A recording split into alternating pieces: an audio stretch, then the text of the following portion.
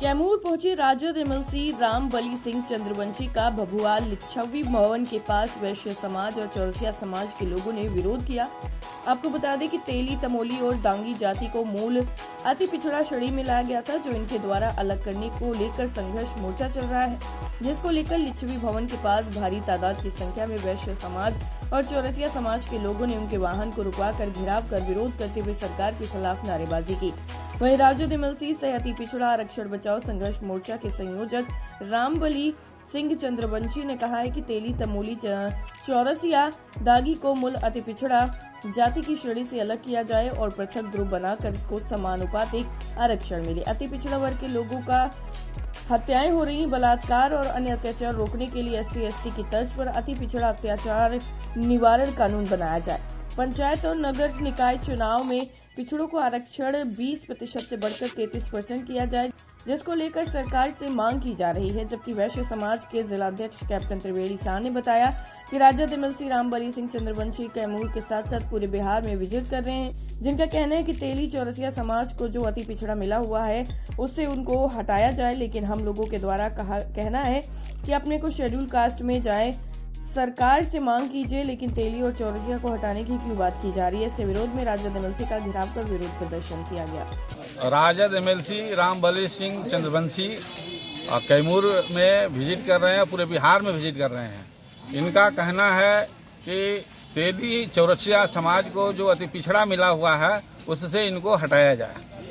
हमारा कहना है कि आप अपने को आगे मांग कीजिए, आप शेड्यूल कास्ट में जाइए, लेकिन आप हमें क्यों हटाने की बात कर रहे हैं। इसके विरोध में हम लोग एमएलसी का घेराव किए थे और साथ ही साथ जो राजद का सह मिला है इनको, उनके सहयोग से काम कर रहे हैं, तो हम लोग उनका भी विरोध कर रहे हैं। क्योंकि राजद के एमएलसी हैं तो या तो राजद इनको लगाम लगाए और नहीं तो ये विरोध यहाँ से लेकर पटना तक पूरा बिहार हम लोग आंदोलन छेड़ेंगे और इसके खिलाफ में हम लोग आंदोलन करेंगे।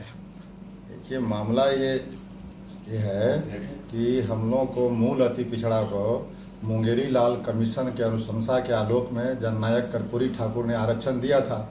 उस समय जातियों की संख्या थी 94, आज बढ़ते बढ़ते जातियों की संख्या हो गई है 113। तो जातियों की जब संख्या बढ़ाई जा रही है तो आरक्षण नहीं बढ़ाई जा रही है, नंबर 1 है। दूसरी बात है कि अपेक्षाकृत संपन्न जातियों को इसमें शामिल कर दिया गया मूल अति पिछड़ा में। इससे मूल अति पिछड़ा जो पहले से था उसका हक प्रभावित हो रहा है, उसकी हकमारी हो रही है।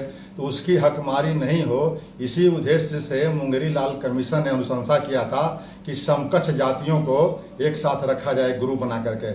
इसी का कारण है कि अनेक्सर 1 है, अनेक्सर 2 है। तो हम लोगों ने यह मांग किया कि जो अपेक्षाकृत संपन्न जातियां इसमें शामिल हो गई है उनको एक अलग ग्रुप बनाया जाए। अगर सरकार को संभव है तो एक BC3 बना दे और जितनी उनकी जनसंख्या है उसके अनुपात में उनको आरक्षण दे देंगे, ताकि हमारी हकमारी नहीं हो सके। ये हमारा मूल मांग है। वैश्य समाज का अति पिछड़ा में आ जाने से आपके जो है उन लोगों का हकमारी हो रहा है। स्वाभाविक है कि जो संपन्न जातियां हैं अगर इसमें आ जाएगी तो उसका उदाहरण दे रहा हूँ कि अभी नगर निकाय का चुनाव हुआ, 17 वो मेयर का पद है। 17 मेयर में से 3 पद रिजर्व थे अति पिछड़ा के। यह तीनों पद जो है एक समाज के लोगों ने ले लिया।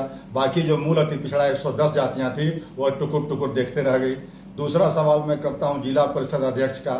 बिहार में 38 जिले हैं, 38 जिले में से 8 जिला परिषद का अध्यक्ष का पद अति पिछड़ा के लिए सुरक्षित था। 8 में से 7 ये जो है ये जातियां जो शामिल हुई है ये ले लिए, तो उनका हक प्रभावित हो रहा है। इसलिए उनको ये कहने का, उन जातियों के एक नुमाइंदे के रूप में मैं इस बात को कह रहा हूँ और सरकार से मांग कर रहा हूँ कि सरकार इसकी जांच करे और जांच करने के बाद इसका अगर संभव है तो एक अलग ग्रुप बनाना है। जाति से अलग कर, जाति जो जाति है वो जाति तो रहेगी, लेकिन समूह को मैं कह रहा हूँ कि एक अलग बनाने की बात हो। जैसे अति पिछड़ा बना है उसी तरह से आप देख लीजिए मंडल कमीशन पर।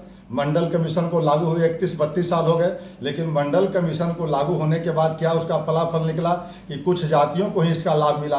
उसमें 3000 से ऊपर जातियां थी, कई जातियों को बोहनी तक नहीं हुआ। तब क्या हुआ, 2017 में भारत की सरकार ने एक रोहिणी आयोग बनाई और रोहिणी आयोग की अनुशंसा अभी 31 जुलाई 2023 को जमा हो गया है। तो यह क्यों आयोग बनाना पड़ा? इसलिए बनाना पड़ा कि जो आरक्षण देने का मकसद है कि सब लोगों को फायदा हो जाए, खास करके जो निचले पौधान पर लोग हैं, वो जो हाशिए पर लोग हैं, उनको फायदा हो, इसके लिए इस तरह का ग्रुप बनाया जाता है। तो इसी बात को मैं मांग कर रहा हूँ। कोई मैं अवैधानिक या असंसदीय बात मैं नहीं कह रहा हूँ कि किसी की भावना को ठेस पहुंचाने का मेरा इरादा नहीं है।